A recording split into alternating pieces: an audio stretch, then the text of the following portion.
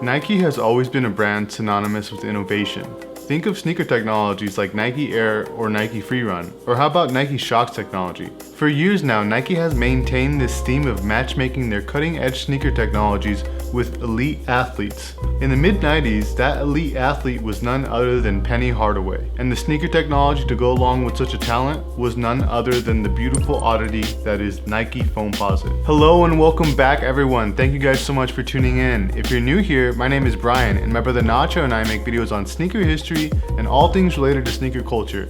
So if you're into sneakers, then you might want to consider subscribing to this channel because we make content like this all the time and you're not going to want to miss an upload. Alright guys, with that out of the way, let's get into the video. The mid-90s were some of Nike's best years as far as basketball shoe technology is concerned. Michael Jordan had already had himself an incredible career and had cemented himself a legend. Thanks to this, Nike Air, or Air Jordan rather, had become a leading world-class sneaker technology. But Nike wasn't going to stop there. They wanted to innovate. They needed to innovate.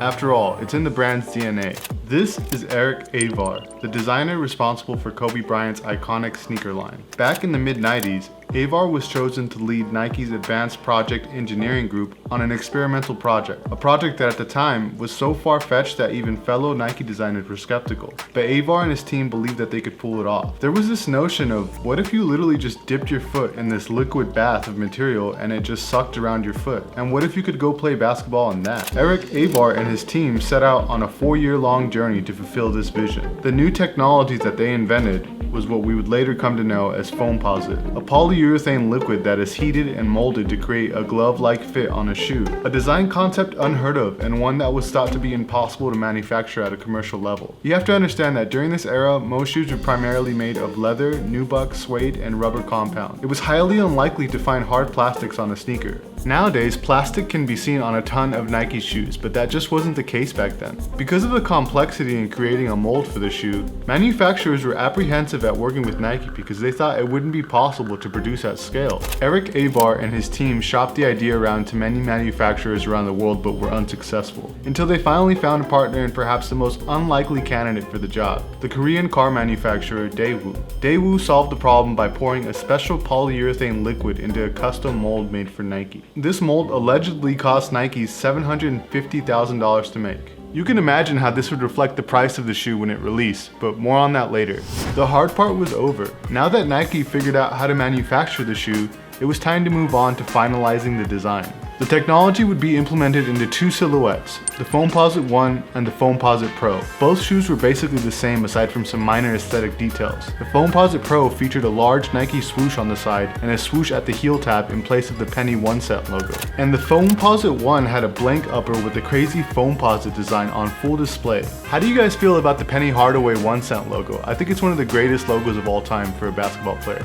Leave your thoughts below. Okay, so we all know that NBA legend Penny Hardaway is synonymous with Foamposites. But did you know that the shoes were originally intended for Scottie Pippen? Like most people, Scottie Pippen thought the shoes were ugly and turned down Nike when they pitched it to him. But as the story goes, Eric Avar met with Penny Hardaway to show him samples for his next model. At the time, Hardaway was just coming off the incredible success from his first 2 signature shoes, the Nike Air Max Penny, also known as the Penny 1s, and the Penny 2s. In preparation for his 3rd shoe, Nike brought a number of silhouettes to pitch to Penny, but he wasn't satisfied with any of them until he saw a bag with the Air Foamposite 1 prototype inside. I almost hesitated to take it out, but I did and he grabbed it and just goes, "What is this?" I said, "It's this concept we're working on." He just stopped me right there and said, "That's it. I want that to be my next shoe."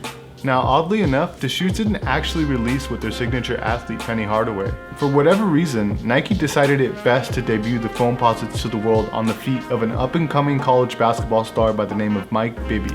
Bibby wore them when he, along with the rest of the Arizona Wildcats that year, won the NCAA 1997 championship. Several months after, Penny Hardaway finally debuted the royal blue Foamposites on the NBA court.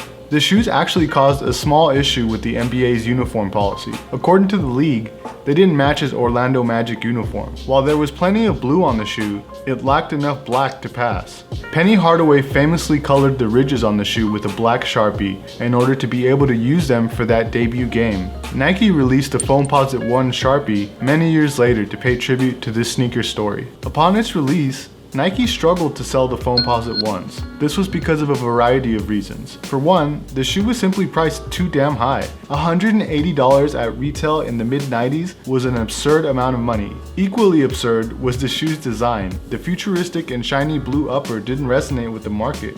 It was too bizarre for most people. Despite this failed release, Nike pushed ahead and continued to evolve Foamposite technology. Over the next several years, we saw the release of Foamposite equipped basketball sneakers like the Total Air Foamposite Max, the Nike Air Flightposites 1 and 2, and it even found its way into the LeBron signature line with the Zoom LeBron 6 and the LeBron 4 models. It wasn't until 2007 that we would see the first ever retro for the OG Foamposite 1 in that royal blue colorway that we all love. Even back in 07, it still didn't hit well with consumers, and if you really wanted a pair, you could have easily found them at discount retailers like Nike Outlet or Ross. Yo, if you picked up your Foamposites at Ross or at the Nike Outlet back in the day, I'd love to hear your story. Leave us a comment below. As we approach the 2010s, Foamposites finally started to get the attention they deserved. 2010 saw the release of the Coppers and other famous colorways like the Pearls and the Cough Drops. And over the next decade, Nike would release a plethora of Foamposites, with each release raising the profile of the silhouette more and more. Some of my personal favorites are the Eggplants, the Pewters, the Pearlized Pink colorway. Or how about the highly coveted Paranorman Foamposites? The Supreme Foams have become some of the most hyped releases of all time. I know there's a bunch of iconic colorways that we're leaving out here, but I can't go through every single one of them. What I will not do though is skip over the holy grail of Foamposites, the Galaxies. The Galaxy Foams brought a level of hype to sneaker culture that was unprecedented. The shoes featured a galaxy printed upper and the soles glow in the dark. Sneakerheads and resellers camped out for days for this shoe, and some dude even posted his car on Craigslist saying he was willing to trade it for a pair of size 10 Galaxy Foams. Crazy. Regardless of how you feel about the shoe, it marked a turning point in sneaker culture. One of the first times people literally lost their minds over a sneaker. Foamposites have definitely earned themselves a place in the Sneaker Hall of Fame. But hey, if you want to learn more about sneaker history, my brother Nacho and I put together this playlist for you of all the sneaker history videos that we've done in the past. So go ahead and click on that if you want to learn more about the history of, let's say, the Jordan 1 or the Air Max 95. Or most recently, we did the Jordan 11. So go ahead and click on that and it'll take you over to those videos, and I will see you over in those videos. And also, don't forget to give us a follow on Instagram at NachoAverageFinds. Thank you guys so much, and we'll see you guys next week. Click right there. Peace.